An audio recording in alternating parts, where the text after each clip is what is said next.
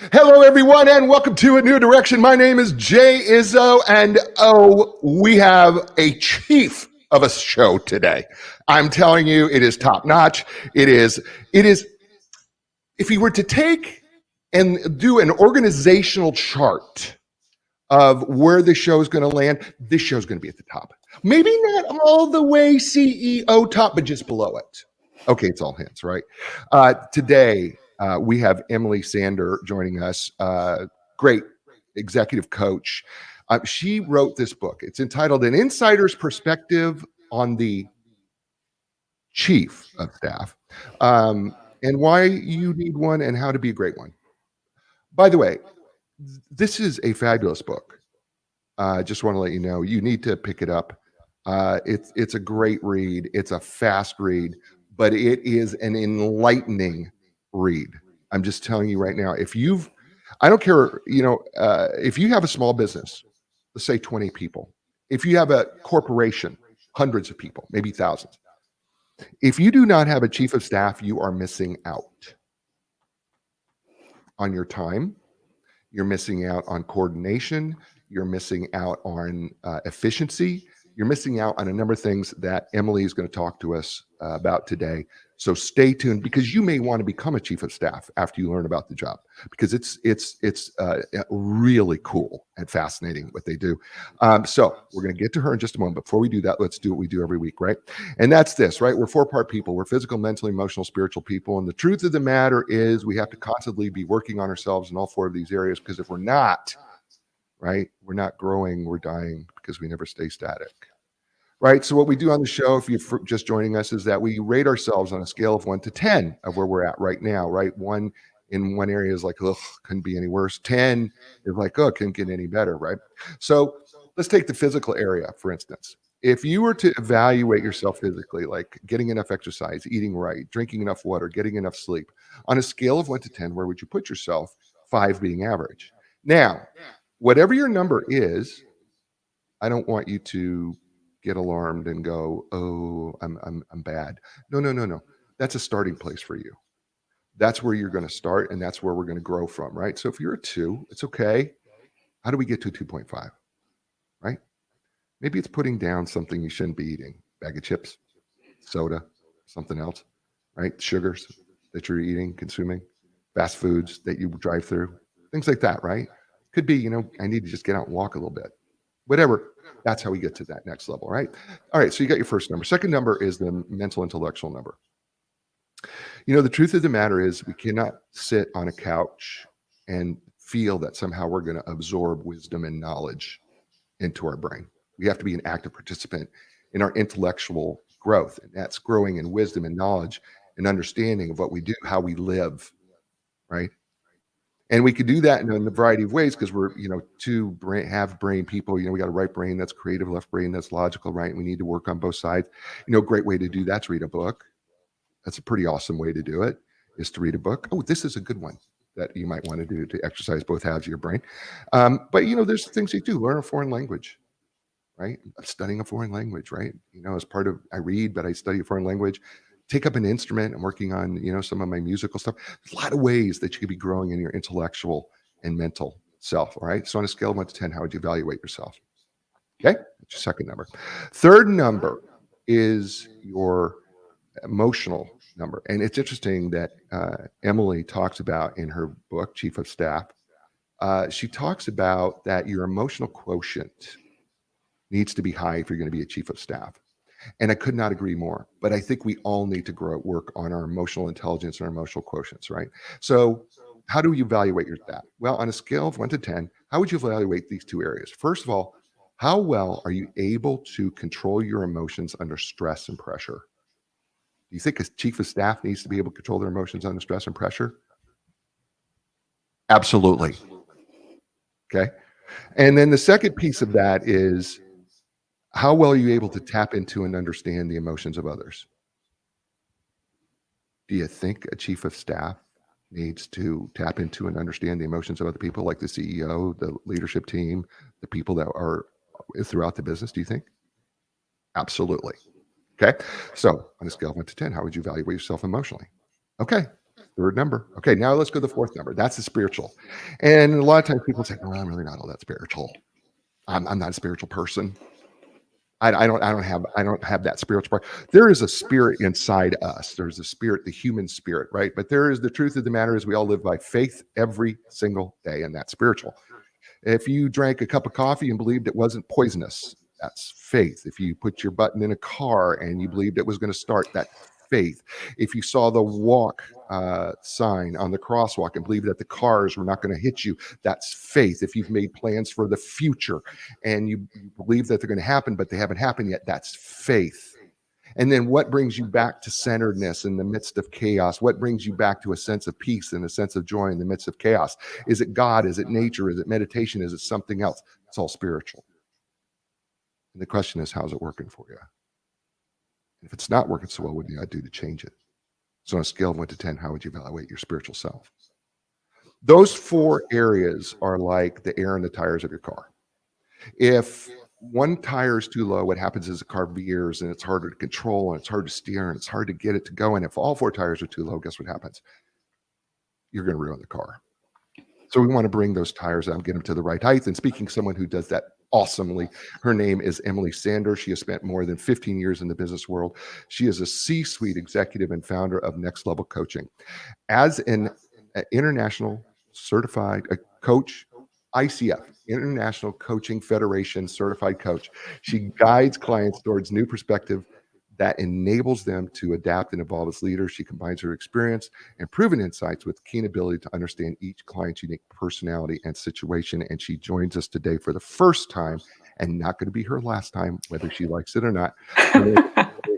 Emily, welcome to A New Direction. Thanks for having me on, Coach Jay. It's a pleasure to be here. Well, I have to tell you, I loved the book and I really enjoyed it. And I went through it a couple times, read it a couple times, and have taken notes on this. And so let's dig right in for everybody who's kind of wondering, well, what in the world are we talking about chief of staff? You know, because I think the first thing we think of, Emily, is we think of the president's chief of staff. Right. I think that's the first thing we think of. But here's the, and I guess that's a fair comparison. But what is the chief of staff really in a business situation? Help us understand that. Sure. So a chief of staff is an executive leader. And so they're working with the C-suite team. And it's one of the most dynamic roles in business. So there's no one way to do chief of staff, and there's no one version of it. The analogy I like to use is an air traffic controller. So you know the person in that big tower in an airport, and that person doesn't own the airport or own the planes per se, but they are coordinating and talking to the pilots, making sure the planes take off and land on time. They're coordinating the ground crew and making sure those planes are equipped. And that's what a chief of staff does for business. I also have the analogy, since you read my book, of when you buy a 6-pack can of soda at the store and it has that plastic thing on top, that plastic thing holds the cans together, just like a chief of staff holds the leadership team together. So those are some quick ways to think about it. Well, let's dig into it a little bit more, because I love the analogies, and I'm a big analogy guy. I love them. But when I think about everything you're about to describe in this book, there is a dynamic flexibility that a chief of staff must have, right? I mean, because it's while it does hold everything together, there's a whole bunch of dynamics that happen at chief of staff. How do we make analogy out of that? Because it's like they're busy going all over the place. Well, you're exactly right. So if you have a chief of staff at company A and a chief of staff at company B, they're not going to be the same. But if you have a chief of staff in year 1 at company A, and then a chief of staff in your year 5 at company A, those are also not going to be the same. And so they do have to adapt and evolve and keep their EQ radar up and say, okay, what is needed at this time? How can I best flex my leadership into what the team and what the company needs right now? You talk about that there's 3 main constituents a chief of staff is responsible for: the principal, the leadership team, the organization as a whole. So maybe it would be a good idea to kind of just briefly talk about how they work in all 3 areas real quick, so that people get kind of a general outline of how they work between the the principal, the leadership team, and the organization? Sure. So the principal is the person the chief of staff reports to. So in most cases, it's the CEO. So I supported our CEO as my principal. The leadership team that can be defined in a number of ways, but it's usually the people who report directly to the CEO. So at our company, it was the CFO, the COO, the CTO, and a couple VPs. And so my primary focus was making sure that our principal was set up, but also I had to take care of all the executive leaders. And then, of course, the whole company. So, as the title suggests, you are the chief of staff. And so, your job is to take care of the staff and make sure they're resourced correctly, make sure they have the right information so they understand the why and the context behind what leadership and what the company is doing, and make sure that communication channels and information is flowing well, bottom up, top down, and across the company. So, certainly those three constituents you listed are correct, and that is in itself a full-time job, keeping those three going. So I'm going to have a little fun with you here, because what the chief of staff is not. So basically, what you're telling me, all right, because I'm playing devil's advocate, so you can have fun with this, right? So they're just basically an executive assistant, right? Mm. It's a common path to start from, certainly, yes. But, EA, first of all, are critical members of the team, so I have literally seen veteran leaders fall apart without their EA. So they are a critical part of the team. The way they're different is they are usually focused on the day-to-day admin tasks, so scheduling calls, answering emails, coordinating calendars, things like that. Whereas the chief of staff is a more of a strategic leader and they're seeing the big picture. They see across the different silos and different departments of the company and they know what's happening in each one and how they need to tilt or tweak or overhaul that to help the company achieve its organization, or excuse me, how to have the organization achieve their goals. So a COS, a chief of staff, and an EA will often work together. So they're complementary roles, but they are much different. Okay, okay, good. So maybe they're not an executive assistant, but maybe okay. They're just basically a project manager, right? Yeah, another good one. It's similar in the fact that chief of staff will need project manager skills, and they will be project managing big cross company initiatives. But a project manager has a more narrow scope, so they're taking care of a certain project, and they're seeing if the milestones are hit, and they're getting all the stakeholders on board. But again, that chief of staff has just a broader scope. So yes, when when people it's funny because when people call a chief of staff an executive assistant or project manager, people rail against that, but there are elements that you have to pull from each one of those jobs in a chief of staff role. Okay, so maybe they're not an executive assistant. Maybe they're not a project manager. They're just a basic glorified gopher. Mm.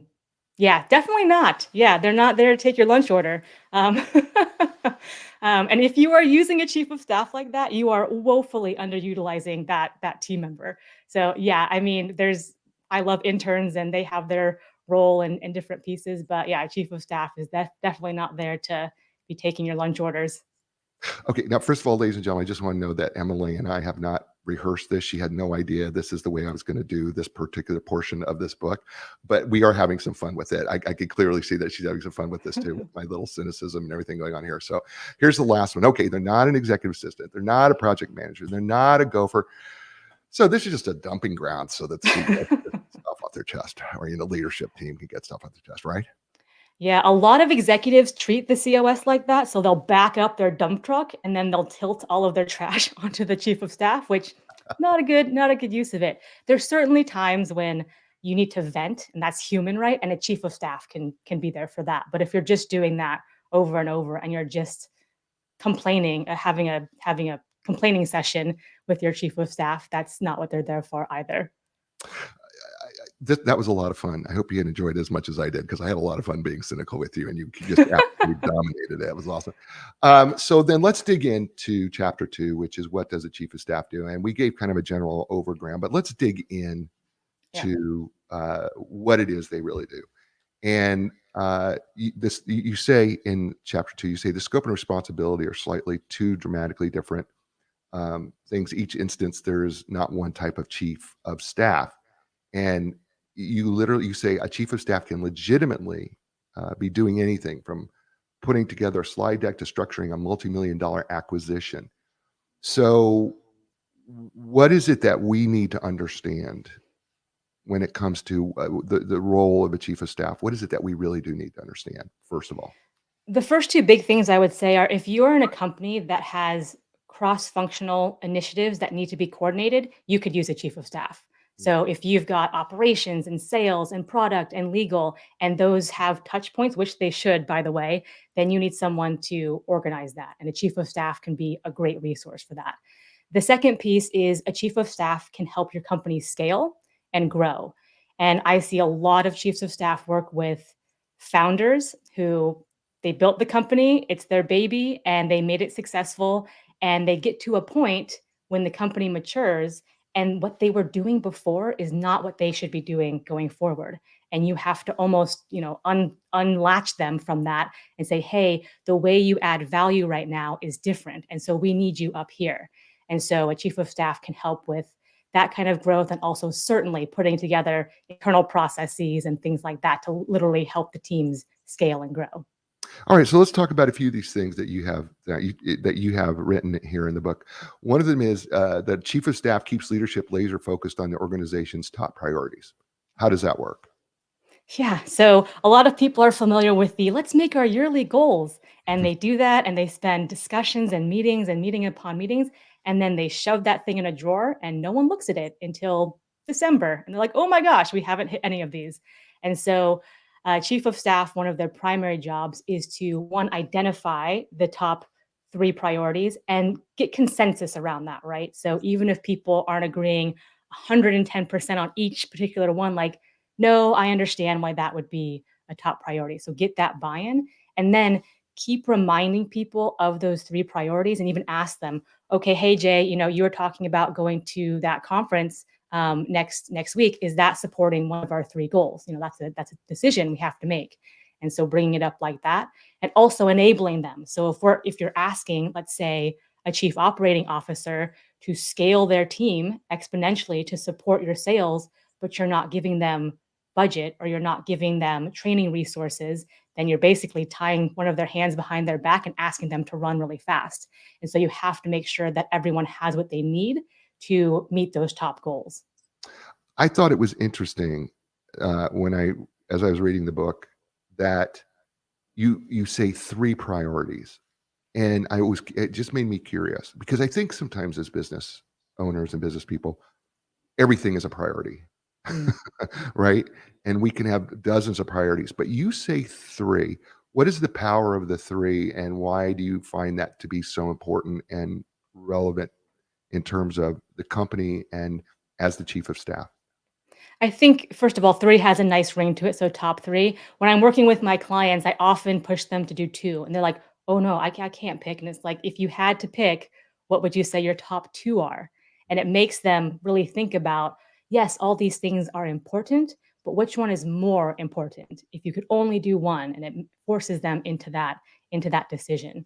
And yes, you're right. If everything is a priority, then nothing is a priority. And so you've got to pick. And I remember going around to each executive and talking with them about what was going on in their department and saying, what are your 2 to 3 top priorities? And they would list all these things, like dozens and dozens. And I would say, what are your top 2 to 3 priorities? And they would look at me like I was asking them to make Sophie's choice and they couldn't decide. And so it was like, okay, let's walk through these and the pros and cons and help them distill that. So that could also be a chief of staff role, is helping them get to, oh, these are my top priorities and let me be clear about them.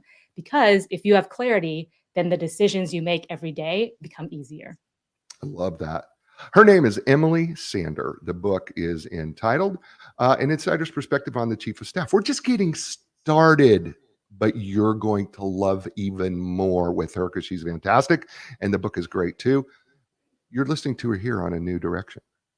Hey, folks, Epic Physical Therapy, whether you're recovering from injury, surgery, suffering everyday aches and pains, having difficulty performing activities of daily living, maybe you're a professional athlete or a high school athlete and you just want to move and improve what you're doing on whatever your chosen field is. Listen, they will customize a treatment program just for you. It's not treatment in a box. So when you're ready for your epic relief, epic recovery, epic results, don't look any further. Go to epicpt.com. That's EPICPT.com. And Linda Craft Team Realtors, for more than 38 years, they have been helping the world transition in life. You go, whoa, I thought you said they were real estate people. They are. But think about this. Every place you've ever lived has been a transition in life. True? Yeah. Right. Whether it was the apartment, whether it was that first house, or whether it's the second house, it's all been transitions in life. Well, you know what? For more than 38 years, they've been helping people make that transition easier and smoother by helping take the stress out of that portion of your life. And so, listen, when you're ready to make your life transition and you want it just a little smoother, start with Linda Craft Team Realtors. That's lindacraft.com, LINDACRAFT.com.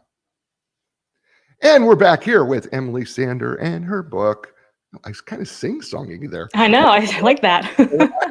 And her book, An Insider's Perspective of Chief of Staff, Why You Need One and How to Be a Great One. Listen, it's not a long read. This is what I would call a short flight airplane read, but it is packed. It really is packed full. I enjoyed reading. There wasn't a page I didn't enjoy reading. I'm just gonna be honest. And even at the end of the book, she has her favorite reads that she recommends that you read.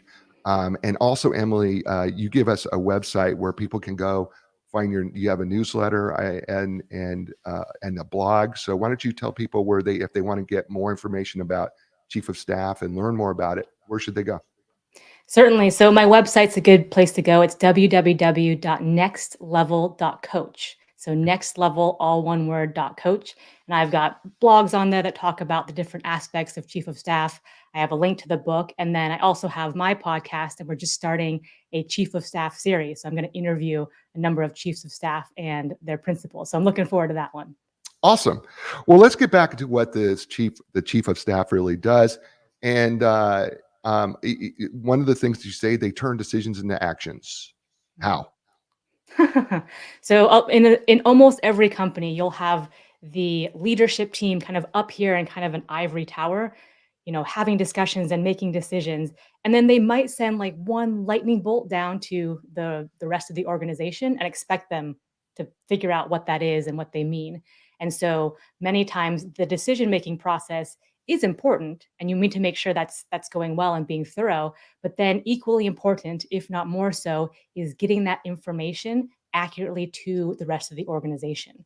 And so having those follow-up conversations with the middle management, having the all hands companies and getting that information to them. And so when people have context for why things are happening, they can plug into that easier, right? So they go, oh, I understand why our boss is doing this. And so therefore, when I'm doing my job and I'm working with a customer, I can make a decision. I can call an audible on the fly because I know where we're trying to get to as a company. And so just empowering people with that. Don't expect everyone to agree with you. That's not the point of this part of the book, but it is being transparent and helping people see the decisions that are made and how it affects their day to day. Beautiful. All right. So here's one that maybe kind of people will go, huh? Chief of Staff keeps the quote unquote drumbeat of the business on time. Okay. Help us there, Emily. Yeah, I was talking about this to someone else, and we were talking about kind of the chief of staff being a vague, nebulous role. And I was like, yeah, it's an X factor. I mean, talk about the rhythm of the business. Point to me where the rhythm of the business is. So it's like this heartbeat or drumbeat. And what that means is things like a weekly leadership meeting or a monthly business review with your directors or the quarterly board meeting or the all hands meeting. So those are kind of keeping the heartbeat or drumbeat of the business. And they don't like, oh, okay, you're scheduling meetings. But if you think about it, if you don't have those meetings, a leadership meeting, a monthly business review, you're not prepped for your board meeting, things are going to fall down fast. And so making sure that people are aware of what's coming up and also prepared for those. So if, for instance, I had a executive and it was their first board meeting ever. And so we were a little bit nervous on that side because she was just like, I'm trying to do good and I'm sweating bullets and everything. And part of it was, let me help you and enable you to be in that meeting successfully, but that helps keep the rhythm of the business. Okay, so I think we can all get that they act as kind of a proxy for the CEO. I think we could get that one. But then you've got this other piece here, handles communication. Now that seems like it's a job all of its own, but help us understand handling communication. Yes, that can be external or internal. So, external could be press releases if you have a new C suite team member, if you've done a merger and acquisition, if you're launching a new product. So, they can be involved with that. They can also be involved with fundraising, communication, with coordinating press, so interviews with the CEO or C suite, and then also internal. So, if you've got all company messages going out, all company emails, and things like that, if you need to say, hey, VP of operations, we're gonna tweak this communication because that's gonna land the wrong way with this group of people. So just making sure that the comms are all consistent and what you want them to be. All right, here's a big one though, Emily, and this one just seems like just an enormous task on its own. I mean, all these seem like big tasks just on its own. The fact that they're have all these hats that they're wearing all at the same time. Uh, Chief of staff designs culture. What? Small task, on the side. They design culture. This is a nice to have. No, I'm just kidding. So designing culture is key. And honestly, anyone who's in leadership, you're designing culture. So just get that down in you now. So if you're in a leadership position, every interaction you have is designing the culture. But certainly that can be a conscious thing and a proactive thing. So, hey, let's talk about our vision and mission statement. What do we want to stand for? What do we want our company to stand for in the market? And also, what do we want to have people think about when they come to work every day or when they talk about this company to their friends? Like that's our culture, right? And then once you come up with that, it's okay, how do we back into that and reverse engineer into that what needs to happen for people to think, feel, and do what we want them to do in that culture? And those are all chief of staff initiatives. I just think culture is such a big, it's a big term and it's very popular right now, right? Everybody's talking about culture, or at least it seems like everybody's talking about culture. It's hard to find a book where they aren't a book that's talking about business where culture is not being talked about.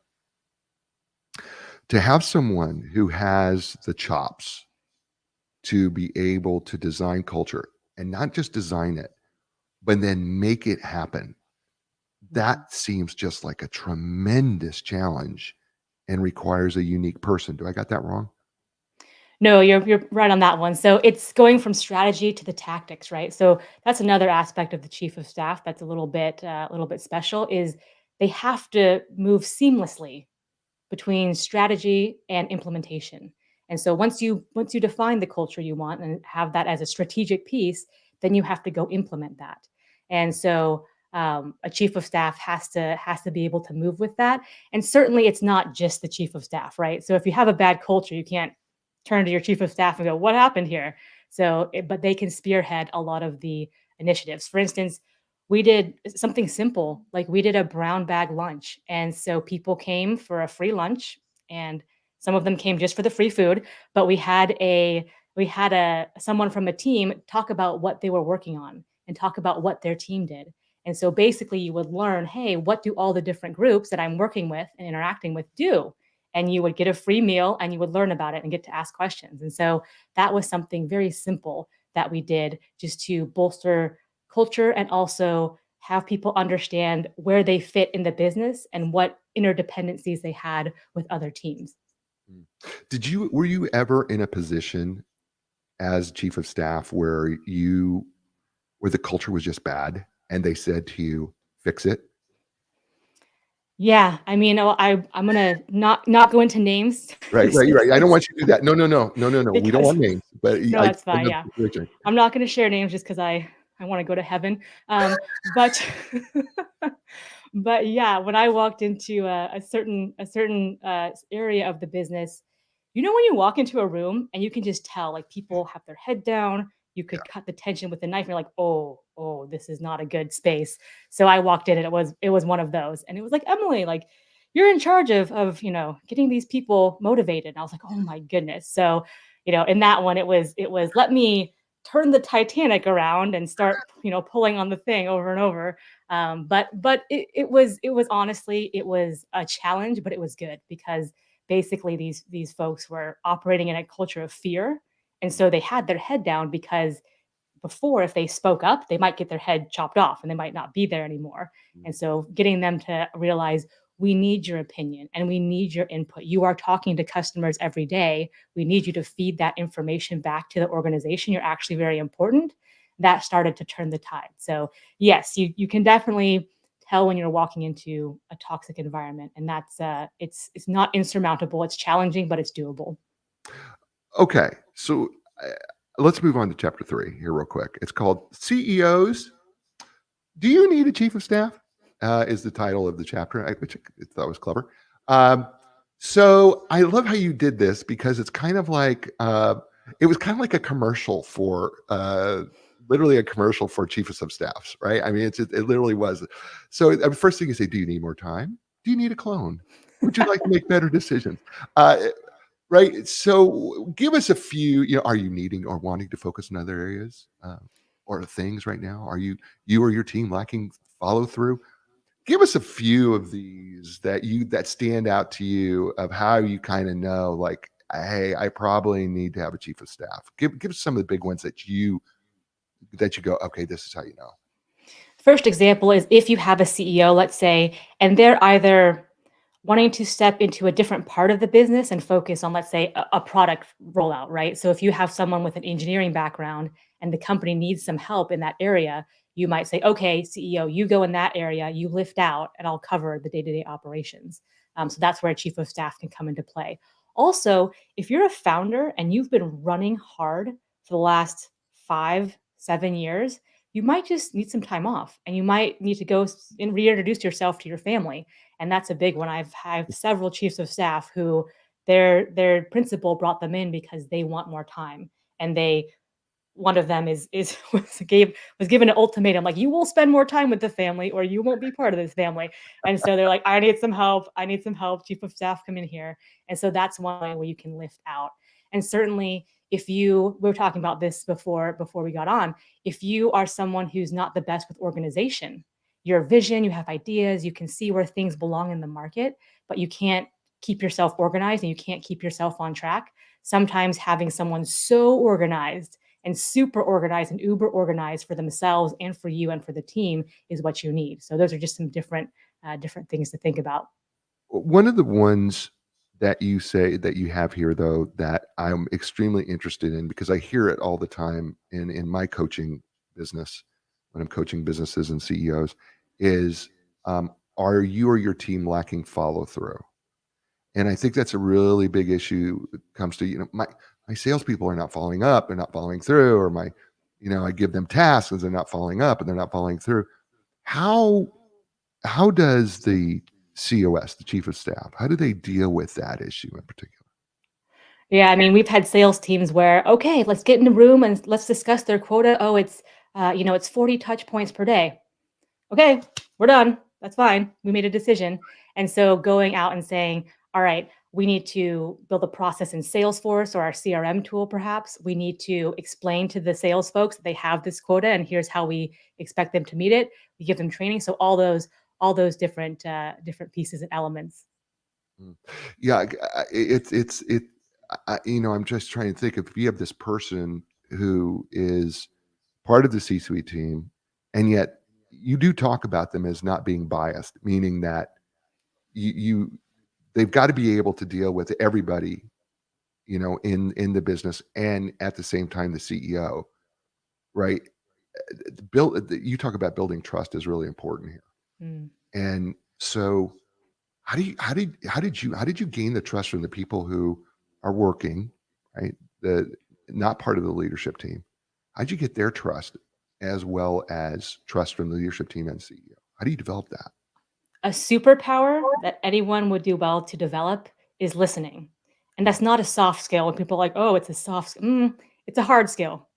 If you're actually listening to someone and you're listening to learn and be curious, people will pick up on that and they'll notice something about you and they will talk to you in a different way. And so one of the first things I did as COS is I did a listening tour. So I went around to every single person in our company and had a one-on-one sit down and asked them just what was on their mind and how they found their job and their team.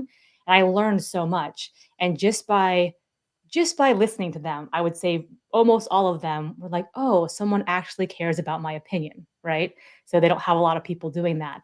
And then when you talk about, "Okay, here's the things that I think we can do. Here's the things we can't do. I'm not gonna lie to you. Here's the things I think we can do that will help you." And they feel like someone heard me and they took action. That goes a long way. That goes a long way. And even when you say, "You know what? I've heard you. Let me paraphrase what you've said back to prove that I've heard you. And then here's the reason why we're going to go a different direction." Even that engenders trust, right? Because I heard you and I'm explaining to you why we're making a different decision because I respect you. And so that goes a long way. And so I think from top to bottom, a chief of staff, any time I was always on, right? So if I was walking down the hall, I was the chief of staff. If I was in a meeting, I was the chief of staff. And so people would see you and you're very visible in the company and you know a lot about what's happening in all parts of the company. And so people think that you're very influential, and you are, but you're very optically associated with the executive team. And so how you conduct yourself is watched. So if you're in leadership, and certainly if you're a chief of staff, know that people are watching you. And so just how you show up and just how you behave and interact with them can engender trust too. I just think that there's just a delicate balance here between how you are speaking to the CEO, how you're speaking to the leadership team, and then dealing with, and then it's how you speak to the employees that are making things happen. And being able to get all those groups to be able to say to go, "Oh, Emily? Oh yeah, no, we trust her. I trust her." Right? That that seems to be a tremendous challenge. Well, one of the things is I don't talk to those constituents much differently, to be honest. It's the level of information, sure. I mean, at the C-suite, we're privy to more information about HR matters and all these strategic moves, mergers and acquisitions. But I don't talk necessarily different, or I certainly don't talk down to a middle manager versus the CEO. So I think, and even with our board, we were give due respect to your board members, but they're people and we have information that they want. And so our job is to convey information. So it's just about, communicating clearly and making sure you're speaking at the right level in terms of information. So if you're talking about something they have no idea that you've had 12 meetings on and it's the first time they're hearing about it, you might talk differently to that person just in terms of where they're starting from, but not in terms of, "Oh, here's your title, so I'm going to talk to you in a different way." Just out of curiosity, this is not in the book. This is just a question I have to ask about you. Doing this role as a chief of staff, exhausted or exhilarated? Both. Yes, all of the above. At the same time, yes. Yeah. No, it's not a 9 to 5, or at least that was not my experience, and Okay. it's you gotta be invested in the role, but I will tell you, oh my gosh, it's rewarding, man. Like, when you wake up and you get to say, "I make a difference. I Mhm. make a difference for my team. I know I contribute to my company and by extension, our customers. I'm good at my job." That's huge. That's huge. Yeah, that is enormous because you know what? There's so many people who don't know, right? And so this Mhm. position puts you in a place where you absolutely know that you're making a difference in the team and in the business. And that's boy, that's there's a lot of comfort there, isn't there? Yeah, I mean, I was flying. I mean, I stumbled my way into it at the beginning and had to learn a whole bunch of things on the fly, which is part of why I wrote the book so people don't do that. But by Right. the end, I felt so good, and it was by far my favorite role. I loved being chief of staff. So I would recommend it to people who are geared in that direction and think it would be a good role. You learn a tremendous amount. You know about all the areas of the business like you didn't know before, and so it's a great just mini MBA or course in business if you're just interested in learning as well. Awesome. All right. Now, folks, listen, are you interested in how to excel at this chief of staff role? Well, after we come back, we're going to talk about that because you are listening to Emily Sander and her book, An Insider's Perspective on the Chief of Staff, Why You Need One, and How to Be a Great One. We're going to talk about how to excel in this role right after this. Hey, folks, Epic Physical Therapy, my physical therapist. I think they should be your physical therapist too, by the way. Professional athletes from all over the world come to see them to move and get better. Look, they offer the most advanced top of the line equipment like the Ultra G anti gravity treadmill, the Normatec compression sleeves, Game Ready. That's just a few. They are trained and certified in the most comprehensive, cutting edge treatments available, including blood flow restriction therapy, dry needling, cupping, and that's just a few. Listen, when you're ready for epic relief, epic recovery, epic results, don't look any further. Go to epicpt.com. That's EPICPT.com. And Linda Craft Team Realtors for more than 38 years. They have been known as the legends of customer service. And their first client from 38 years ago still comes to see them today. Isn't that something? That says a lot, doesn't it? And they've helped thousands of people all over the world. How they do that? Well, they're unaffiliated. They're not part of a national company. They are privately owned and operated, are an individual company, and they've been able to link up with the best possible real estate professionals in your area. So when you're ready to sell your home, buy your home, and you want to work with the legend, talk to Linda Craft Team Realtors. That's lindacraft.com. LINDACRAFT.com. And we're back here on A New Direction with my friend. I get to call you friend, I think. Emily Sander. Can I call you friend? I hope so. Okay, good. I like that. An insider's perspective on the chief of staff, why you need one, and how to be a great one. And we are going to move into chapter 4 for a little bit here as we wind down the third segment of the show. And how to excel in this chief of staff role. And you say here, to be an effective chief of staff, you need to understand what makes it different from other executive roles and appreciate the unique value that chief of staff brings to the leadership team. And then you come in and you do this to us and say, the chief of staff works in the gray zone.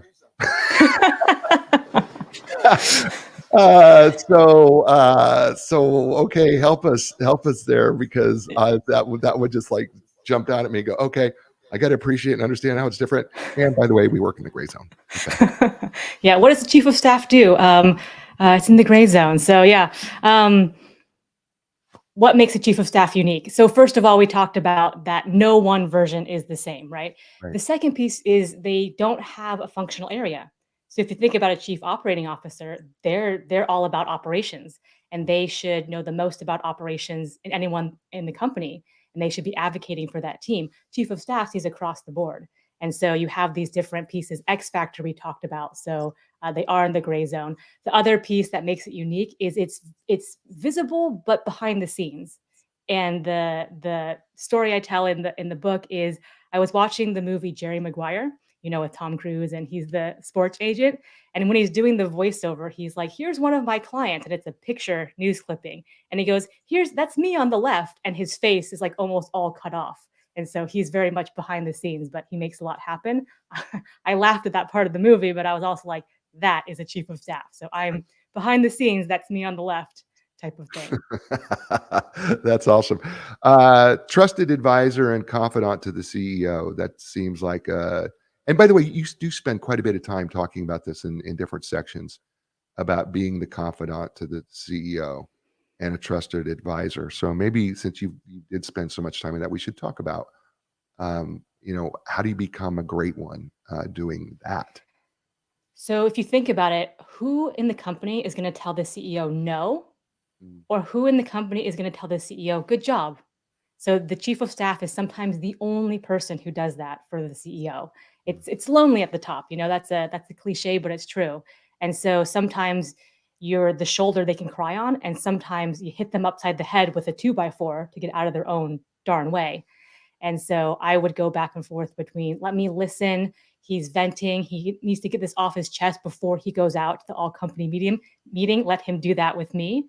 And I remember a time, a story where we had a one-on-one coming up. So that was our next meeting, and he was having just a rough week.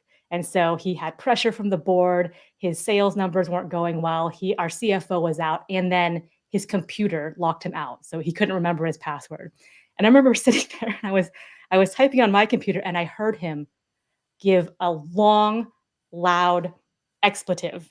And I was like, oh my goodness, like everyone heard that. And so instead of going into our normal one-on-one, I said, hey, let's go for a walk. Let's go for a walk outside. Let's just move around, smell fresh air, and get some clarity. And so that was being someone who could say, we're going to go for a walk, and also this is what you need right now. Right. Interestingly, if you're going to excel at this job, chief of staff, you have to be a coach. Really? Right? Because I don't think people would associate being a coach with being a chief of staff. Help people understand if you're going to excel at this, you got to have to be a coach. Well, coaching is about making people successful, right? And so coaching is about, it's an overdone term, but meeting them where they're at, which is what you need to do. So you have to understand where that person is coming from, what motivates them, what they're scared of, and then where they want to get to or where they need to get to. And your job is to get them there. So there's certainly coaching elements in being chief of staff. I would argue there's coaching elements is in being any leader. And Sure. so if you are, certainly have a coach approach mentality. If you go in conversations with the coach approach mentality, by the way, people will pick up on that and people will respond differently to you. Because just even if you say the same words, but you're saying it with a little bit different intention, it comes across in a better way. So true. So true. Here's another thing. If you want to excel, you need to be able to build bridges across the leadership team. Mhm. That sounds like that can be a challenge too. Yeah, I mean, especially when some executives are trying to light your bridge on fire from their end. So when I came to be chief of staff, some people were like, "Oh yeah, that makes sense. We know Emily from this different role in strategic initiatives. It makes sense she's a chief of staff." And some people said, no, I don't see the value in this. I think this is a barrier between me and the CEO. I think this is just a throwaway role. And so it was a different conversation with those folks. But I think, I really wanted to impress upon them, I'm here to support you. I want to enable you. And I want you to do your job at its best. And not, I mean, yes, as a person, I want that, but also my job is to make that role successful. So if you're our CRO and you're in charge of our revenue and our sales, I need to empower you and enable you and inform you and all those things, but I also need to push you and challenge you.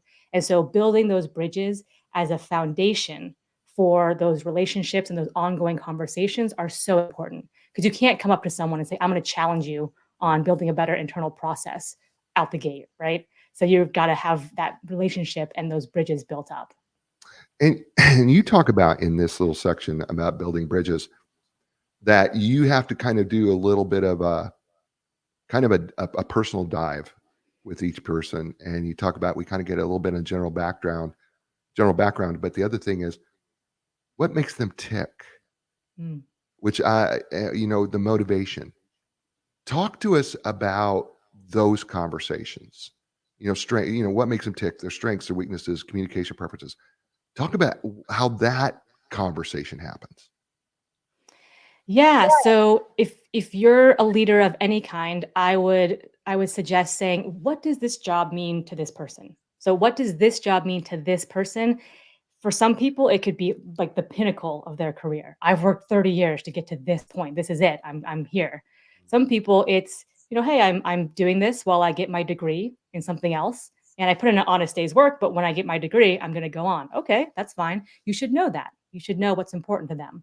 And I think you should also observe what they're good at and what they tend to struggle with and try to put them in their areas of strength. You can also ask them. So people kind of skip that part, but ask them like, "Hey, what are you good at? What are your hidden talents that I might not know about and the company could use?" And also, how do you like to be communicated? Some people know that and some people are like, "I don't like however you want." And so you have to observe that too. So it's like, okay, if I if I come to talk to Coach Jay and I'm strong and direct, is he going to shrivel? Probably not. But for other people, that might send them in a tailspin. So you've got to figure out, okay, what gets this person in Right. position to perform? Moving on in that section, you have a subtitle that is "What does it take to be a great chief of staff?" If you were to pick your top three of what Mhm. it takes to become a great chief of staff, what are the top three things I that th- you think it takes? I think one of them is a low ego. So it's not about you. It's Mm, not about you. It's not about getting credit.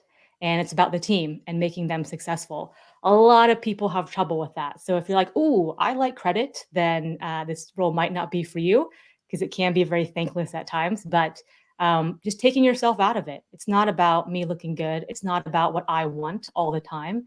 It's about how do I support the greater group and the greater good. I would also say you have to be adaptable. You have to be able to adapt. You're moving from so many different parts of the business. You're moving at different paces. Some people need things fast. Some things you need to take time with. And so you're doing all these different things. With COVID, the market made us adapt. So we had to adjust our whole business model to adapt and react to that. You have to adapt to, we just talked about this, communication styles. So if I'm talking to Jay over here and he likes things one way, and I'm talking to Ramon over here and he likes to receive information a different way, I have to adapt that. And that's on me as a leader to know that and then do that. So I think those are some of the top traits. You had one in here that was just funny to me, and so I just have to say it because it made me smile. You said one of the traits they have to be is analytical, and you say you're going to have to be both Captain Kirk and Mr. Spock. Yeah. So I thought, oh, that's pretty cool. I love that. That was actually really, really, really, really good. You do spend a lot of time talking about the organ being organized, and we've talked about it some.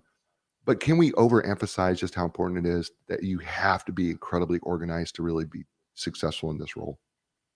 Well, if you think about it, you have a full-time job. You have a hectic, busy, important full-time job. And so keeping that organized is hard in itself. Mm. And then you're also responsible for keeping your principal organized. And you also may be responsible for keeping the executive team organized. And sometimes you're going to have to keep the board organized. So you just have to have this in spades.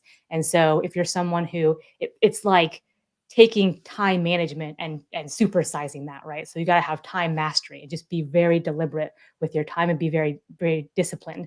And sometimes I would have to ask myself midday, is what I'm working on the most important thing? Is Mm. this what I should be working on as chief of staff? Most of the time it was, but a few times I stopped myself and I said, no, this is important, but it's not the biggest bang for my buck. It's not the highest value activity I could be doing. And so you have to be even organized and disciplined at that level. Mm. We've almost done an hour here together. It's gone really fast. For me, I can't speak for you. I'm the one who's asking questions, and you're the one who has to work. Um, if you could summarize what you think are some of the most important things that you would like people to know about chief of staff, what would those be in a minute or so? I think first of all, chief of staff role exists, so it's still relatively new. And like you mentioned at the top, people know it from politics and different arenas like that in the military. But a chief of staff can honestly, I'm not blowing smoke here. If you set it up right, it can be a game changer.